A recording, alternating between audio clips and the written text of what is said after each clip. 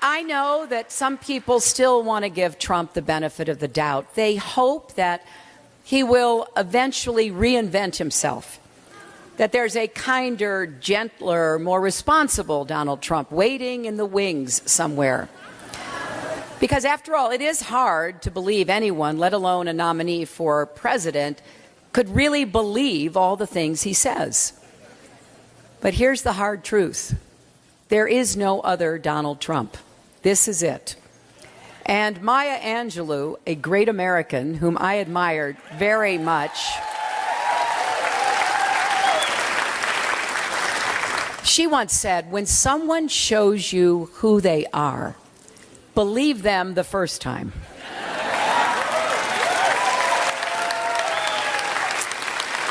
Well, throughout his career and this campaign, Donald Trump has shown us exactly who he is, and I think we should believe him.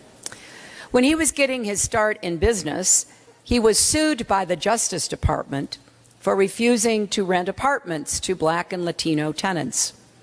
Their applications would be marked with a C for colored, and then rejected. 3 years later, the Justice Department took Trump back to court because he hadn't changed. And the pattern continued through the decades. State regulators fined one of Trump's casinos for repeatedly removing Black dealers from the floor. No wonder the turnover rate for his minority employees was way above average. And let's not forget that Trump first gained political prominence leading the charge for the so-called birthers. He promoted the racist lie that President Obama is not really an American citizen, part of a sustained effort to delegitimize America's first Black president. And in 2015, Trump launched his own campaign for president with another racist lie. He described Mexican immigrants as rapists and criminals, and he accused the Mexican government of actively sending them across the border. None of that is true. And oh, by the way,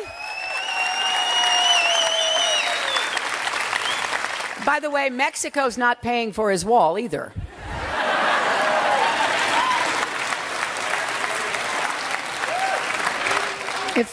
If he ever tries to get it built, the American taxpayer will pay for it. We'll be stuck with the bill. But there has been a steady stream of bigotry coming from him. I think we all remember when Trump said a distinguished federal judge born in Indiana could not be trusted to do his job because, quote, he's a Mexican. Think about that. The man who today is the standard bearer of the Republican Party said a federal judge who, by the way, had a distinguished record as a U.S. attorney, had to go in hiding because Mexican drug gangs were after him, who has Mexican heritage, but just like me, was born in this country, is somehow incapable solely because of his heritage. Even the Republican Speaker of the House of Representatives, Paul Ryan, described that, and I quote, as the textbook definition of a racist comment. And to this day, Trump has never apologized to Judge Curiel. But for Trump, that is just par for the course. This is someone who retweets white supremacists online, like the user who goes by the name White Genocide TM. Trump took this fringe bigot with a few dozen followers and spread his message to 11 million people.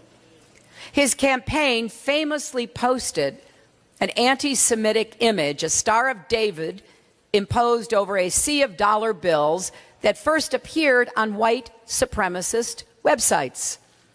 The Trump campaign has also selected a prominent white nationalist leader as a delegate in California, and they only dropped him under pressure. When asked in a nationally televised interview whether he would disavow the support of David Duke, a former Grand Wizard of the Ku Klux Klan, Trump wouldn't do it. And only later, again, under mounting pressure, did he backtrack. And when Trump was asked about anti-Semitic slurs and death threats coming from his supporters, he refused to condemn them. Through it all, he has continued pushing discredited conspiracy theories with racist undertones. You remember he said that thousands of American Muslims in New Jersey cheered the 9/11 attacks. They didn't. He suggested that Senator Ted Cruz's father was involved in the Kennedy assassination. Now, perhaps in Trump's mind, because Mr. Cruz was a Cuban immigrant, he must have had something to do with it. And there is absolutely, of course, no evidence of that. Just recently, Trump claimed that President Obama founded ISIS. And he has repeated that over and over again.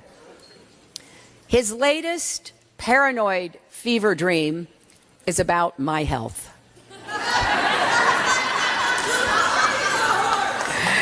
And all I can say is, Donald, dream on.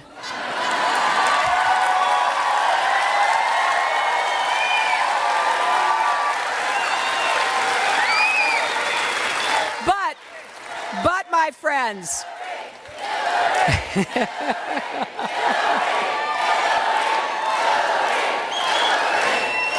my friends, this is what happens when you treat the National Enquirer like gospel. They said in October I'd be dead in 6 months. It's also what happens when you listen to the radio host Alex Jones, who claims that 9/11 and the Oklahoma City bombings were inside jobs. He even said, and this really just is so disgusting, he even said the victims of the Sandy Hook massacre were child actors and no one was actually killed there. I don't know what happens in somebody's mind or how dark their heart must be to say things like that.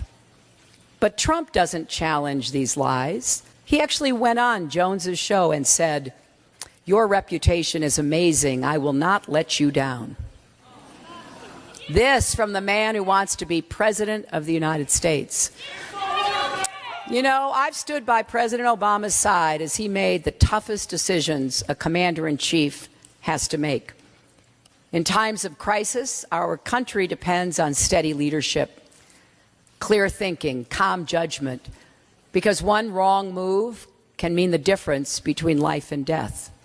I know we have veterans here, and I know we have families, mothers and spouses and children of people currently serving.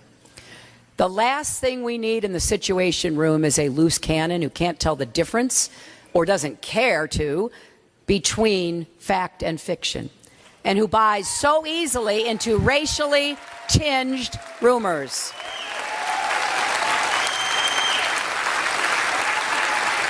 Someone so detached from reality should never be in charge of making decisions that are as real as they come.